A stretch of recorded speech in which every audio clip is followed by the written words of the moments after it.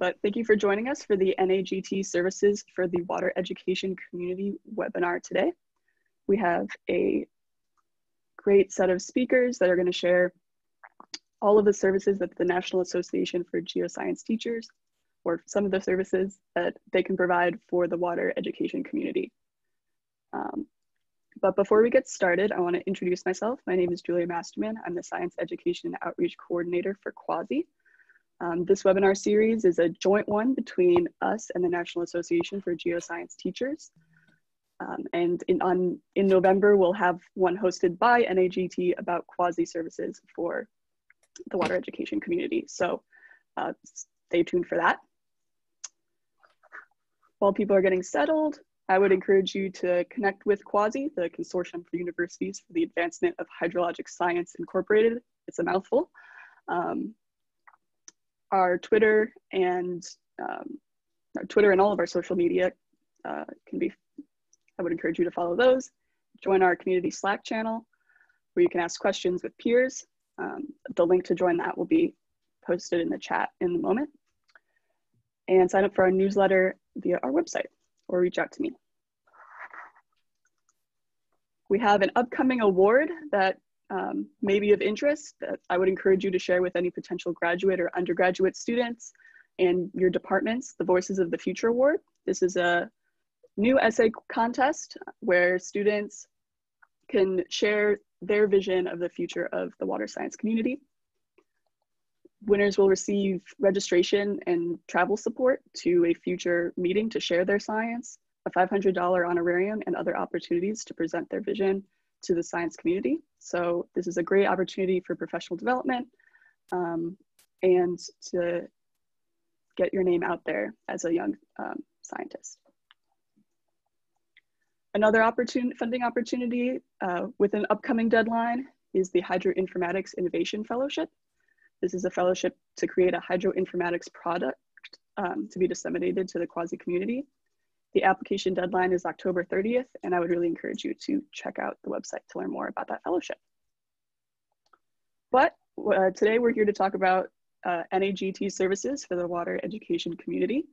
And I look forward to all of our panelists today and speakers. And with that, I'll pass it off to our host, Aida, who will share with us the agenda and introduce our speakers.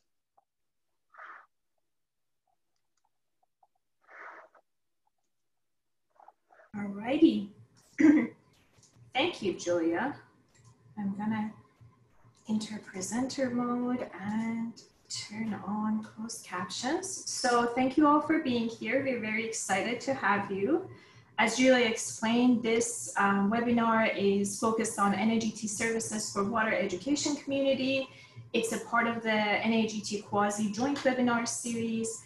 I have the webinar description on this slide, which I'm not going to go through. I have just highlighted or bolded a few statements regarding what's going to be covered during this webinar. We're going to have a brief introduction to NAGT's and NAGT's Teach the Earth portal. We're going to talk about some of the water-related modules developed through Integrate, and we're going to have an overview of Project Eddy, and which is an NSF-supported, NAGT-sponsored project. Our wonderful speakers are Michelle Bender-Awalt, who is going to talk about NAGT and webinar series in general. Dr. Ann Egger, who is NAGT Executive Director, who's going to provide a brief overview of Teach the Earth and Integrate, and Dr. Tom Meixner, who is from University of Arizona, and he's going to talk to us about Project Eddy. After the speakers are done, we're going to have a discussion and talk about barriers and resources that exist in using NAGT resources and what NAGT and CUAHSI can do for the water education community to facilitate use of these resources. So I'm going to stop sharing my screen and pass it along to Mitchell.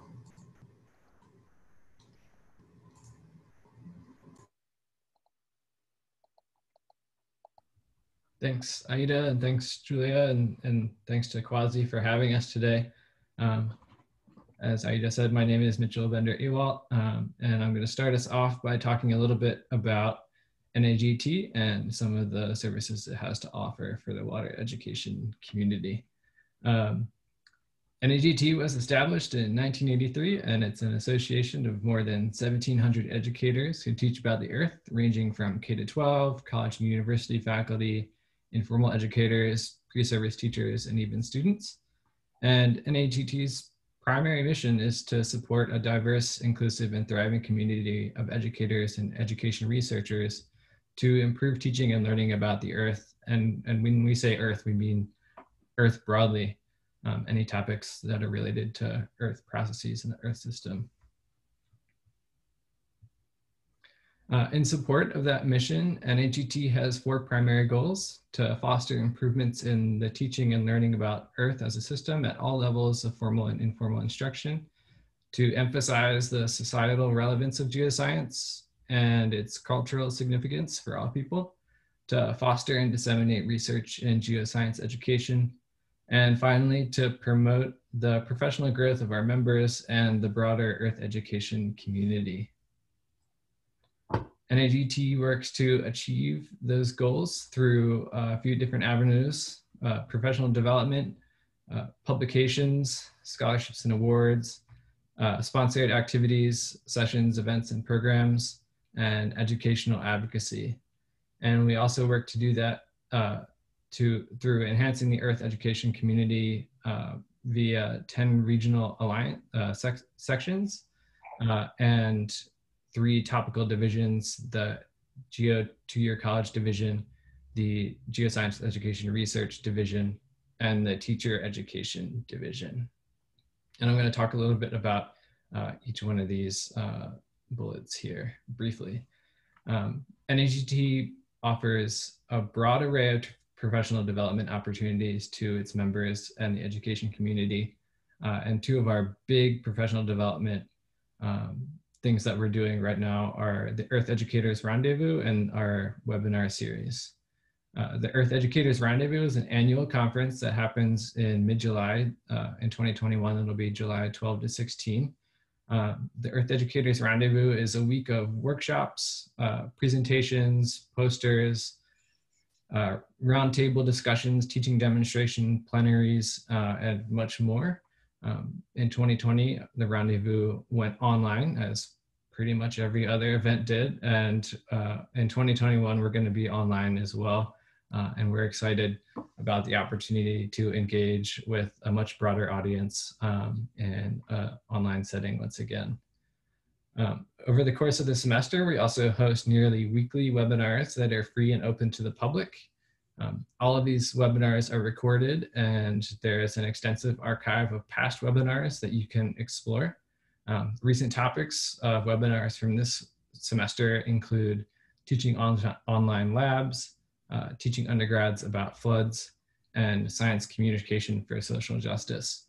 So I'd encourage you to check out the webinar archives as well as our upcoming schedule and check out some of those opportunities.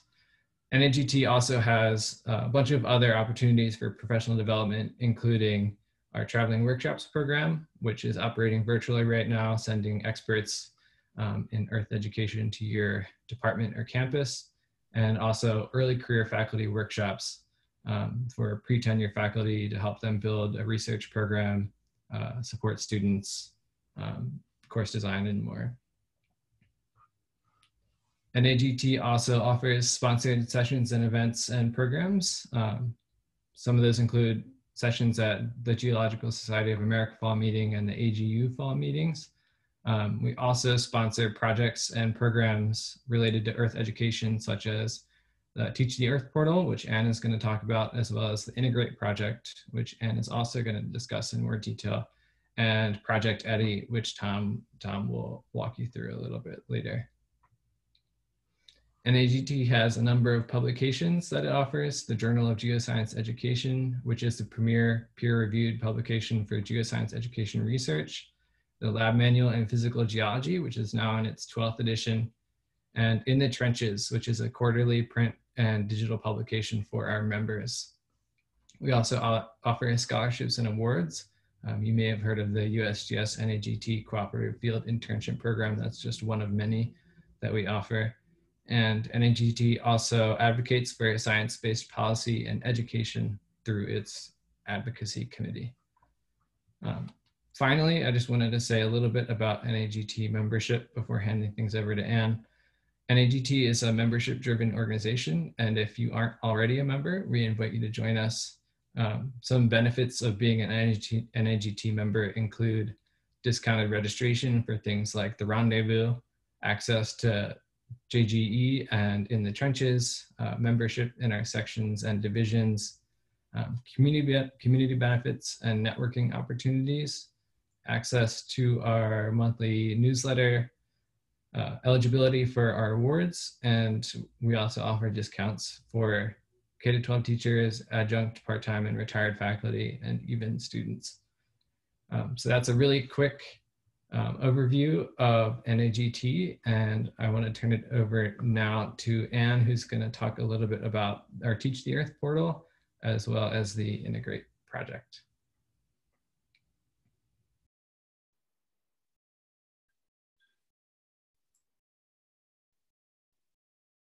Thank you, Mitchell. That was an awesome overview of NAGT. I really appreciate it.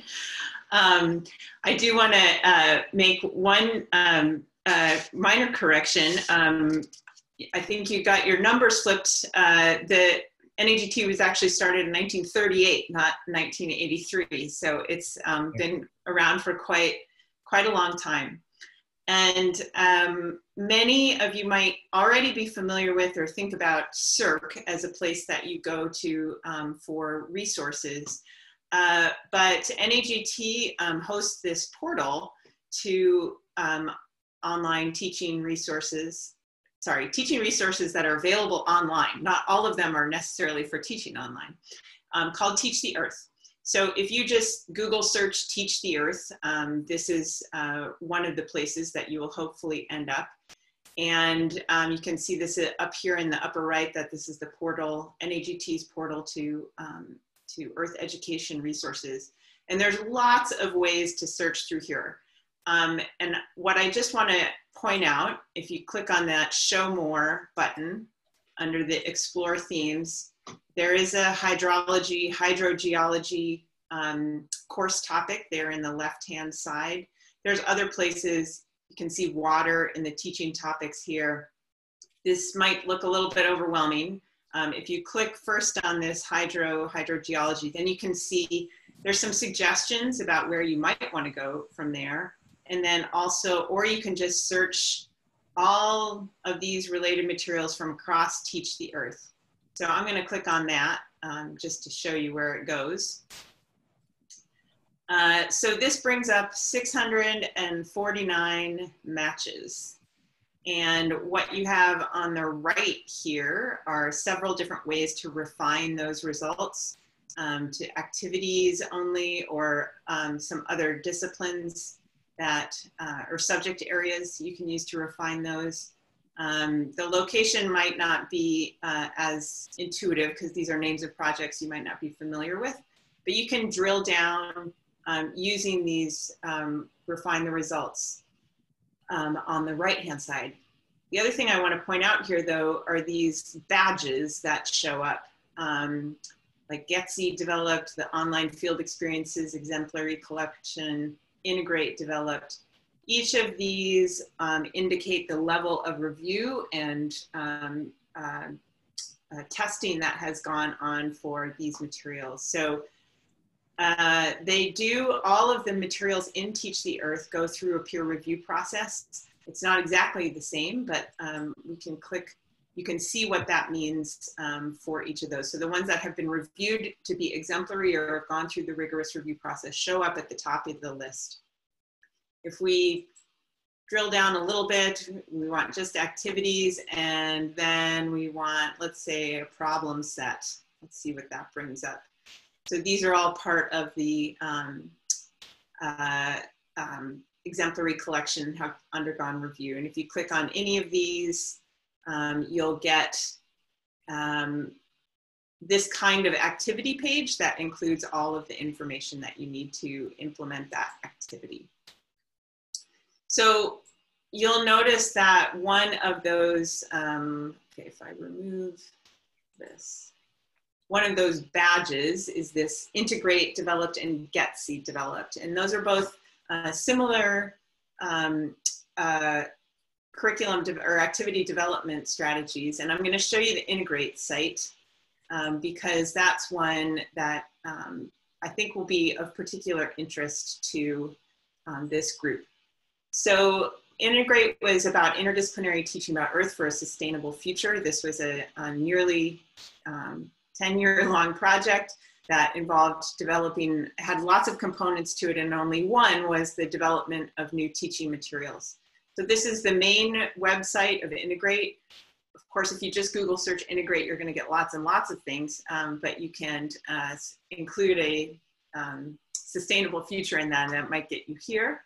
If we go to explore the teaching materials, you'll get to this page where you can see all of the modules that were developed through both Integrate and NAGT-CUAHSI, which followed this similar process.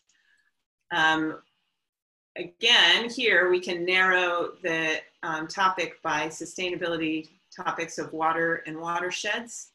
And if we look at those, here are the resources from those two projects focused on water. And I just want to show you, I'm going to just pick one here about the water science and society, so you can get an overview of what this looks like. This is actually a whole course full of materials. Got a little badge up here at the top that tells you what level it is and about how long it is. But this is a modular format, so the idea is you don't have to do the whole 12 weeks and 10 modules, but instead you could pick and choose. So this table of contents gives you a general overview. You can look at the instructor materials and see an outline of each of the modules. Let's look at rivers and watersheds. And then each of these modules has a similar layout. Again, it looks like that same activity sheet. Lots of information, lots of material, everything you need to implement this, including assessments and rubrics that go with those assessments and some additional resources that you might need or that you might be interested in incorporating. So everything through Integrate, again, has this connection to societal issues. And obviously, you're all water educators, so you're well aware of the societal issues connected to water. I don't need to belabor that point. But it's also integrating the idea of approaching learning about hydrology or hydrogeology or water science through those societal issues, and using that as a starting point and a deeply embedded and explicit part of all of the learning, not rather as an afterthought of, oh yeah, and this applies to water resources for humans. So it's really the guiding principle behind all of the Integrate materials. So these are an incredibly rich resource. And the thing that I will tell you is that they're ready for adaptation. Oh, I should also mention, I'll go to a different one just so you can see. There are these instructor stories where you can see the authors of the materials also used them in their own teaching, and they describe how they adapted them to fit their own setting. And then other additional instructors who have adapted them beyond the initial authors also have submitted these instructor stories. So you can get a sense for how people have done it differently at a two-year college versus the Research 1 type university, big class, small class. There's lots of different variations of these. And although they are ready for use in your classroom and can be easily adapted, they're not something you necessarily look at the night before in order to fill in a class the next day. They do require more diving into to just understand everything that is there, but it is all there for your use. So I know that's a quick overview. I'll make sure that there's links in the chat to those two portals, and I encourage you to just explore. And any questions that you have, you're more than welcome to send me an email. Or part of the reason we put those authors on there is so that they can answer questions about their own resources that they developed. So you're welcome to contact the people who authored the materials as well. I'm going to stop sharing and pass it on to Tom.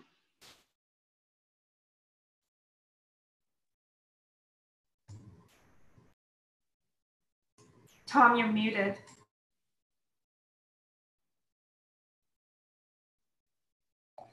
Thanks. Wouldn't be a Zoom call without that. So I just have a few short slides about Project EDDI. You know, the goal of our project is really to develop a community that's interested in engaging students with real world data. And I put in the chat this web link to the main website, which is hosted at SERC as well. So just a little bit about me, right? I'm a hydrologist and biogeochemist. I largely study arid and semi-arid rivers, and at the U of A, I teach gen ed and grad and undergrad courses. And my interest in Project EDDI originates from this desire to sort of engage students with data across all of these courses, for a variety of reasons, as you'll see. And I saw Project EDDI as a way to learn those techniques, as well as provide a community of like-minded teachers across the country to sort of understand maybe different techniques of teaching and ways to go about improving student learning. Okay, so Project EDDI, we're a community of educators dedicated to engaged learning and engaged pedagogy for the earth, environmental, and ecological sciences, and particularly through the use of real-world data that can be accessed through the web or otherwise. And we produce learning modules that engage students with those real-world data sets. This community is open. We're actively recruiting new members who will use existing and create new modules, find flaws in existing modules, find new ways to adapt them. And it's a feedback, right? We develop the materials, they get used, and then we get feedback about what worked, what didn't work. We like to engage students with real-world, quote-unquote, big data. And it's inquiry-driven. And dealing with the realities of real-world messy data, missing data, of missed data entry, all the sorts of things you run into when you deal with real-world data from available resources. And the goal really is to improve quantitative reasoning. So by having students engage with real-world data, deal with the critical thinking that has to happen as you're dealing with it, and as you see, okay, this wasn't quite how the theory said it would be, but it looks kind of like the theory, but it's a little bit different. Using mathematical concepts, using real-world tools, and that real-world context, I think, is critical as well.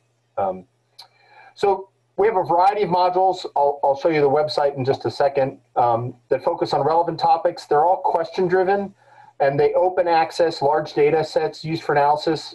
Any software, Excel, sort of lowest common denominator out there, or Google Sheets, or R. And each of the modules has a scaffolded structure where step A is explain with simple analysis or visualization. And then step B is to guide them through some analysis. And then step C is to let them explore on their own. And it's a flexible and adaptable. We expect the modules to be adapted. They're designed that way. Maybe use a different watershed, a different data set. And we've used them in everything from sort of K through 12 to people out in the community, or some, as Catherine O'Reilly coined it, K through gray. So just an example module, right? With climate change, how do current rates of change compare to those in the past? Currently, how fast is Earth's temperature changing? So the instructor would lead the students through making a graph, determine the rate from the slope of a line. And this has been used in everything from, it's been commonly used in general education, intro geoscience, intro biology, intro to climate change sort of courses. And then take the students then on to looking at how fast CO2 levels are changing in the atmosphere. Again, students make a graph and determine a rate of change from the slope of the line, compare those two rates of change, try to understand potentially the causative mechanism between them by talking about Earth's radiative balance. And then go to paleo data. In this case, the Vostok ice core, and look at how fast Earth's temperature changed in the past. Sort of the short answer is much slower, but have them work at this data and go, okay, we can't look at temperature change over the full record because there's obviously extreme variability in the record. But if you look at the past periods of rapid temperature change in the ice core, you see that those changes were in fact much slower than they are in today's world. So delivering to students sort of, how do we understand the past? How do we understand the Earth system? We can't do the sort of experimental design, repeat experiments that, say, physicists can do. We have to deal with the available data and the observations we have of the Earth system, both current and measurements made with modern technologies, but also paleo records. And then compare that to how CO2 changed in the past. Again, much more gradual CO2 changes, much more, So by going through this, students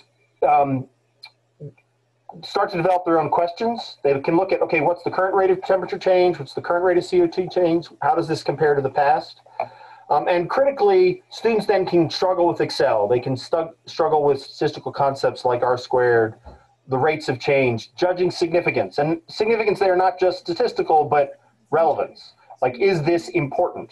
Fine, CO2 changed in the past, it's changing now, what's the big deal? Oh, it's changing much faster now than it has in the past, as is temperature. That's why this climate change thing is a big deal. So there's a broad range of participants and applications, everything from state universities and gen ed and majors courses, large research institutions, community colleges. Sometimes these modules have been used in lecture, other times in a laboratory class, sometimes carefully led, sometimes largely students leading and figuring it out on their own. We've done some online deployment of these and some assessment, but we're sort of in the core of that now.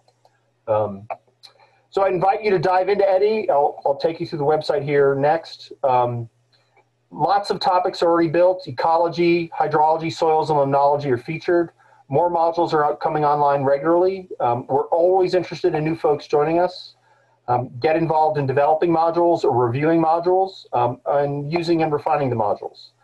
We're very interested in having a community of teachers and learners sort of engaging with their students.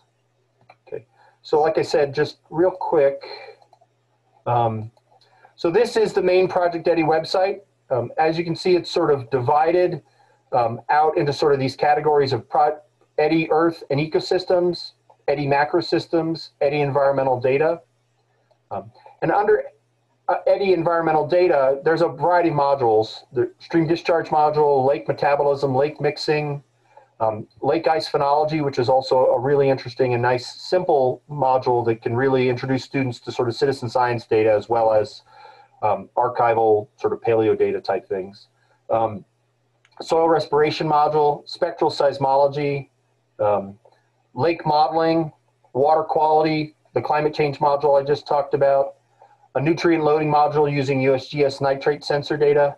And just to give you an example of how one of these modules is laid out, here's the stream discharge module. Right, the goal is to have students download, organize, and analyze stream flow data. Students will use that data to compare short and long-term discharge variability. Students will develop an understanding of a variety of concepts related to stream discharge. And then a description of the teaching materials and sort of this ABC category, right? Activity A, introduction to variability in real stream data using data from the USGS hydrologic benchmark network. And then identifying changes in discharge over time from that HBN network. And then calculating flood frequency from peak discharge data. And then the workflow for this module, sort of working students, like I said, it sort of starts with, you show them how to download this data, you give them the ability to make a graph with it, and then sort of the next step is a little bit more of a guide, hey, why don't you work on this watershed, this other student will work on another watershed, and then move on to other watersheds that might be of interest to you. more locally. And again, the modules all come with an instructor's manual in Word, PowerPoint slides that you're obviously free to use as you see fit, student handout, and then typically also we have some of the data sets available for direct download, so you don't have to, you and or the students don't have to necessarily rely on going out to the archive data sets, just because that can always be it can be a somewhat difficult step to get students to engage with. And so, you know, gives the ability of an instructor to sort of adjust based on their own preparation of their students' background, the level of the students in the class, et cetera. So, and with that, I will stop sharing. Thank you very much. So as Julia is going ahead and sharing her screen, I wanted to thank the speakers very much. This was so great and wonderful to learn about all of the resources that NAGT provides for the water education community. The next part of our webinar is a lot more interactive. The first thing that I want to do is to share with you the results of a survey that me and my colleague Bridget Mulvey ran in preparation for this webinar. And from the responses that we got, more than 50% of the respondents did not know that submissions to Teach the Earth are peer-reviewed. So just like manuscripts that you submit to journals and they're peer-reviewed, the teaching activities that are submitted to Teach the Earth, as Anne and Mitchell explained about them, are also peer-reviewed. So it is a very, very great way to add more to the value and credentials of those teaching material. I also wanted to share with you the results of the response to the barriers to using existing resources from NAGT and CUAHSI combined. And obviously time is a major component, but the biggest, I should say, response was focused on awareness and access to relevant resources. So by presenting Project EDDI, Integrate, and the other resources that NAGT provides, we're hoping that we have at least initiated addressing awareness related to NAGT resources. And when it comes to submitting teaching material to the Teach the Earth repository, obviously, again, time is a major component in keeping faculty from doing so.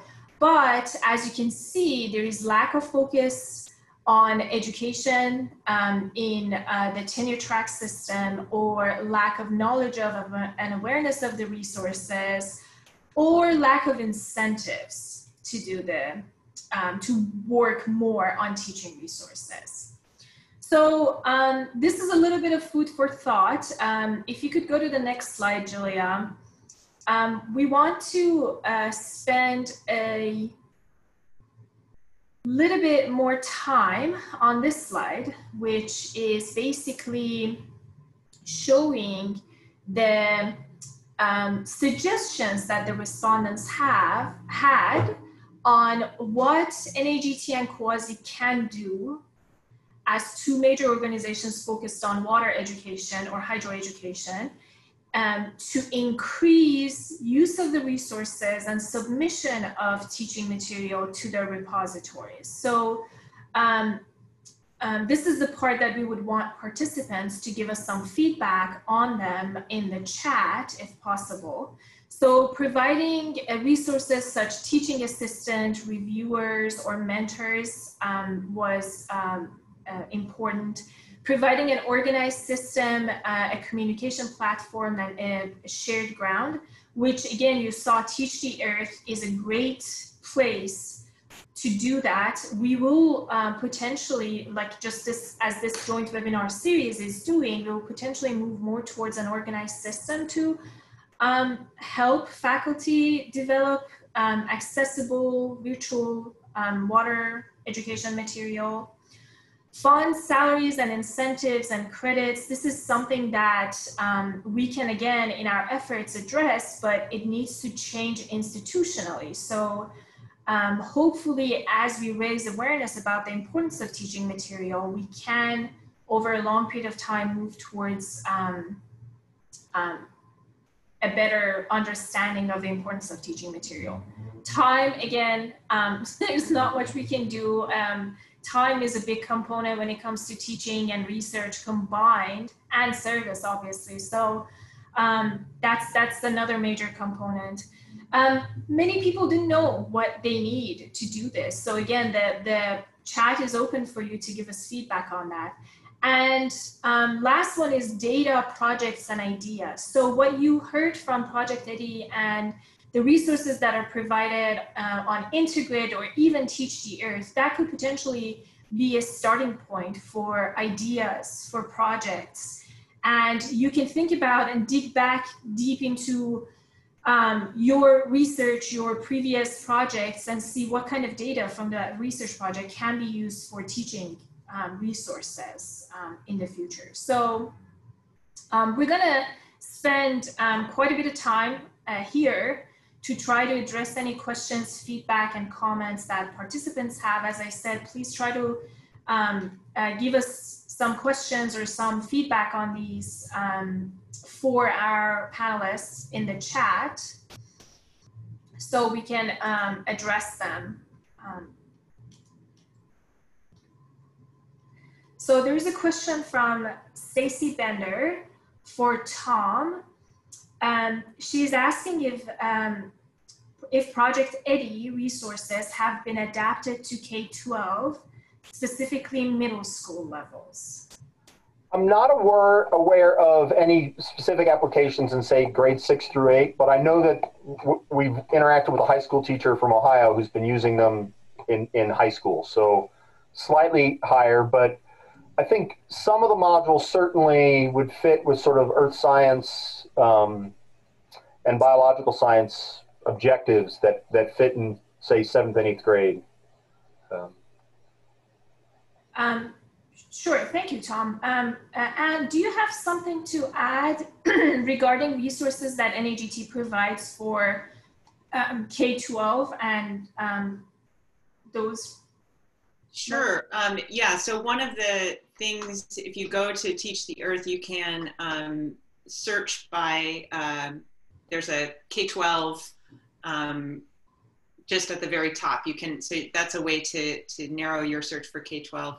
The integrate materials have been adapted for not all of them, but they're adaptable to certainly to high school, again, middle school, maybe. I would say we tend to have more high school level resources because there's a lot of overlap between introductory undergraduates and high school in the earth sciences. But, you know, we also have a lot of innovative teachers out there who see something at the higher level and are able to adapt it to a middle school. So you can search for those opportunities. I wanted to add one other thing on Aida's graph here, that idea of incentive or credit, because I forgot to mention this with those review processes that materials go through. We also recognize that review by sending a letter to the author. That's something they can use in a review, promotion, tenure package kind of thing. And those letters for something like Integrate and NAGT-CUAHSI, and I suspect Project Eddie, though I'm not 100% sure, Tom can address this. We describe in that letter that the work that went into this material is equivalent to a peer-reviewed manuscript.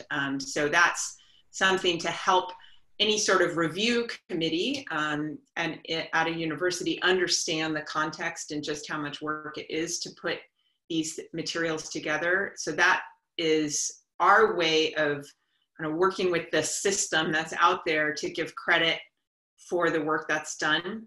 But for the smaller scale, a single activity that is reviewed in the exemplary collection, we also send letters for those so that it's something that people can use in their own setting to highlight their contributions to the community.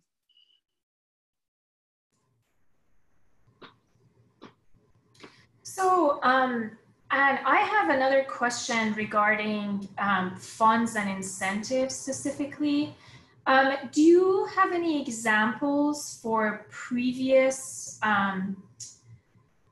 ways where teachers or faculty were incentivized or received funds from their participation in projects or workshops related to NAGT?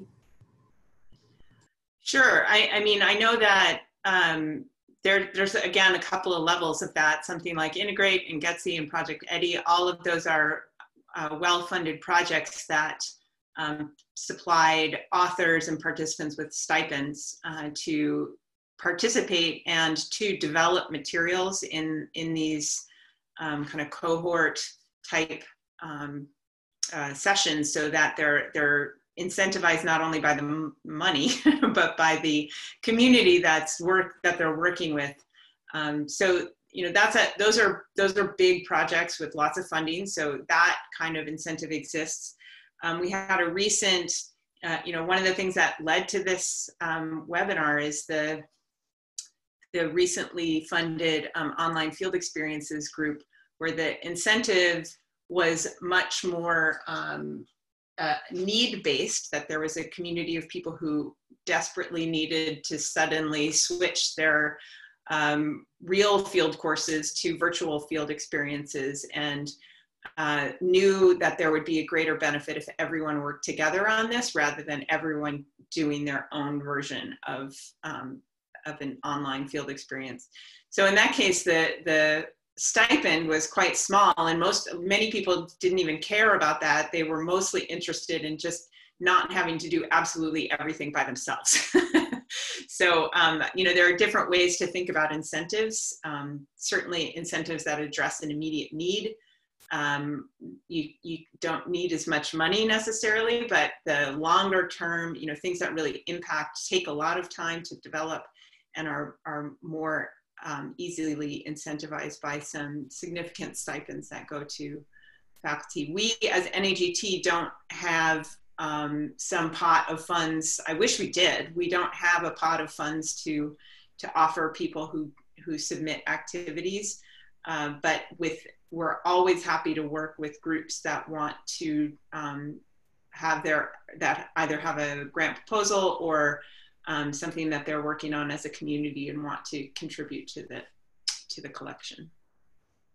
Thank you. So the reason I asked that is because I have personally received a lot of those incentives from the workshops that I've participated in, from designing online courses well before COVID happened, to oceanography workshops and things like that, where there were funds and incentives for participating in the workshop. And that was the sort of the starter for me thinking about writing proposals and including incentives for participants and faculty in the workshop. So thank you for that. So Stacy Bender continued and thanked both Tom and Anne for their responses. And she mentions that some of the middle school teachers I work with have a wide range of students. Some are at more advanced levels, some are less advanced, but very motivated to learn with a bit of assistance. They're up to challenges with assistance. I will explore the websites that are mentioned. So thank you, Stacy, for that. Again, to all the participants, we have a few more minutes, or a lot more than a few more minutes. We have about 10, 15 minutes left. If you have any questions, any feedback, any comments regarding this, whatever has been mentioned, please put that in the chat box.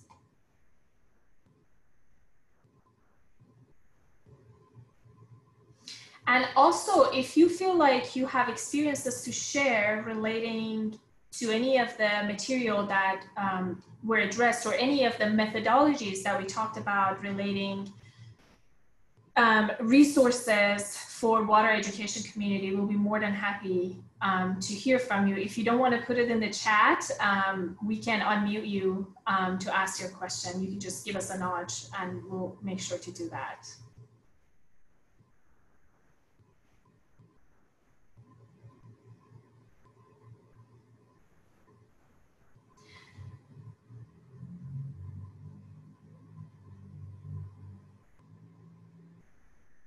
So Julia, maybe we can switch to the next slide and talk about that while we're waiting for people to type or ask their questions.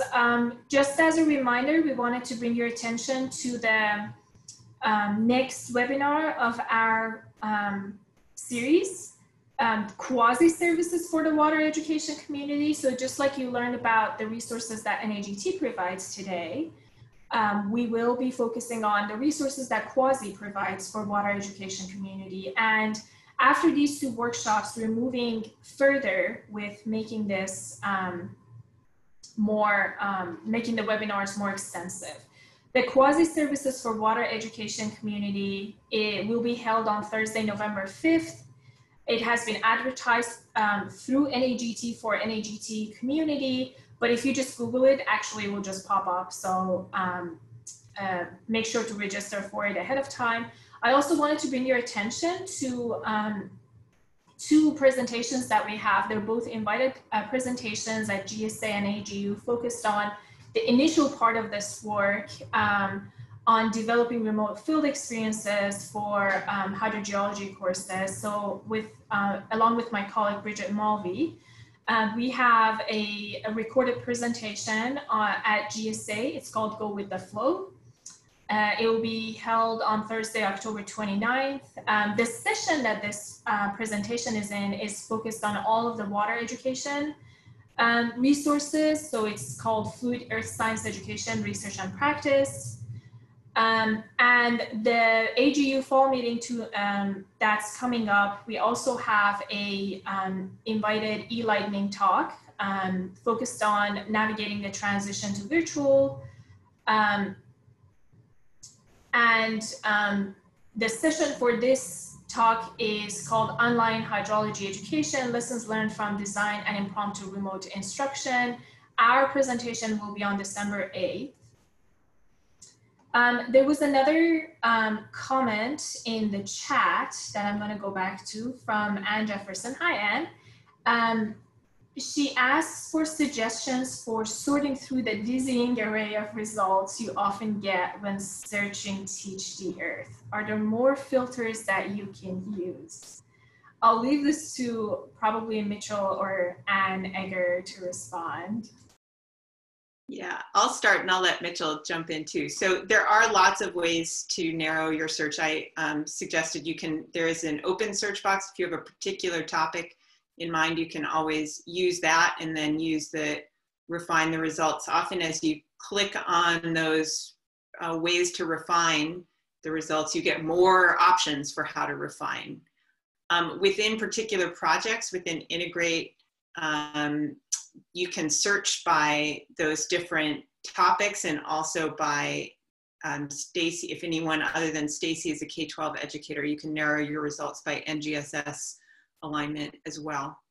And then there was a webinar, maybe Mitchell's already found it, but Jen Wenner gave a webinar about how to use Teach the Earth, and I will find the link to that. Oh, there it is. Mitchell's so good.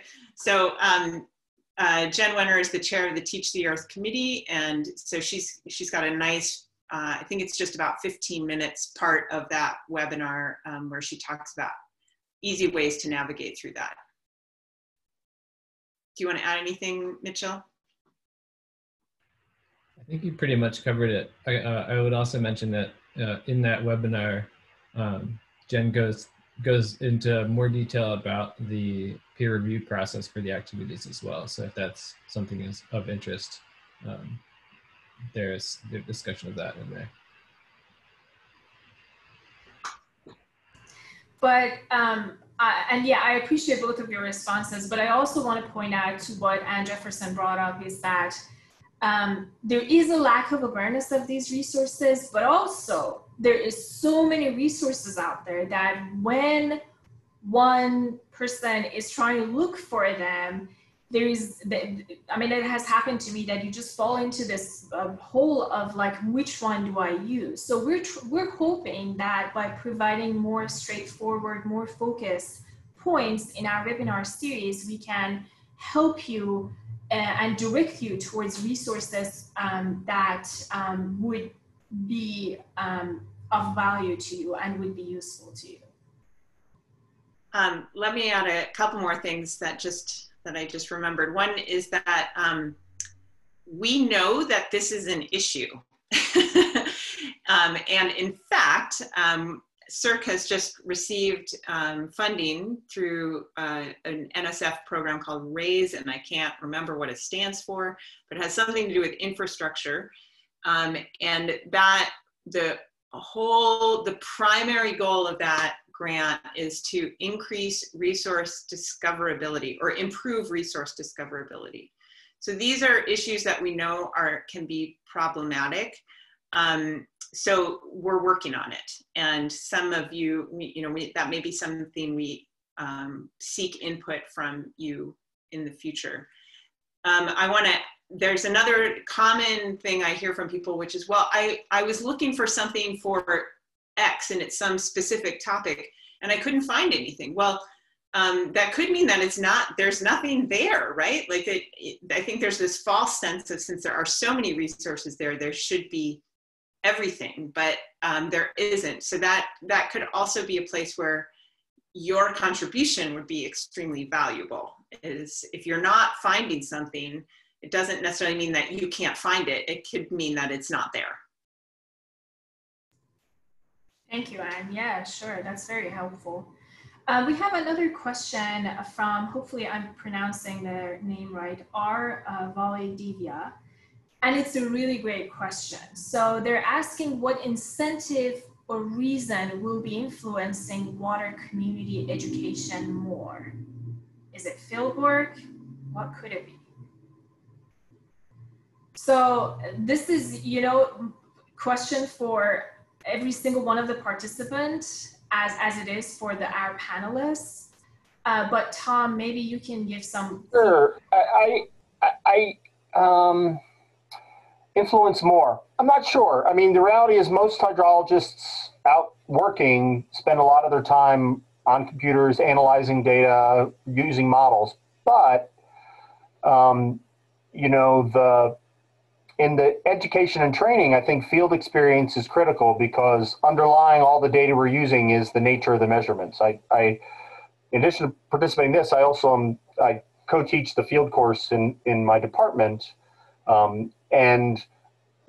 It's very important that hydrologists understand the nature of the measurements, the uncertainty, and just the physicality of water. And you can really only get that from, I think, hands-on contact with the media. So I don't think it's either or, but I do think, right, the era of a lot of data being available is here, and our students need to be trained to understand how to work with it, how to deal with it, how to use it to investigate questions and understand processes. So.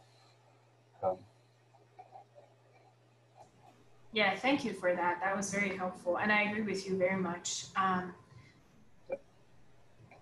Any other comment to this question?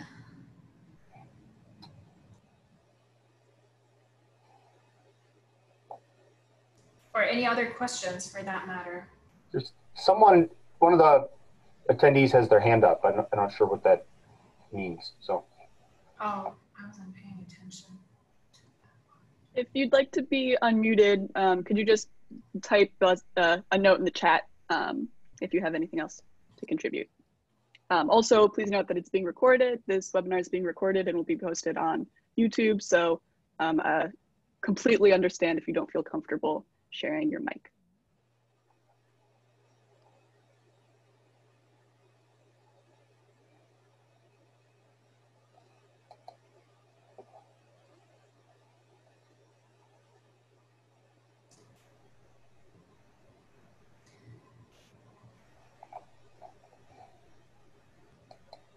All right, so we are 6 minutes closing to the hour, and it's okay to finish less than an hour. I'm very fine with that. So I want to thank all of our panelists and every single one of the attendees and participants on behalf of myself and Bridget, who have been working on this from the beginning of the year. I also want to thank CUAHSI for opening up this path for us to communicate with CUAHSI's community, and obviously Julia for all of her help in organizing this. I hope to see all of you and more people in our quasi services for water education community in November. And feel free to connect with any of us if you have any questions. I'm going to put my email in the chat box if you're interested in being involved in this project and provide more resources for us and for everyone else in the community. Feel free to do that. And with that, we just wrap it up. Thank you, everyone. Have a good rest of your day. Thank you, everyone, for joining this webinar. The recording will be posted on the Quasi YouTube channel in the next 24 hours. But again, a huge thank you to all of our panelists for NAGT for sharing all of these resources with the Quasi community, and for Aida for organizing and bringing us all together. So, and with that, see hopefully many of you in November.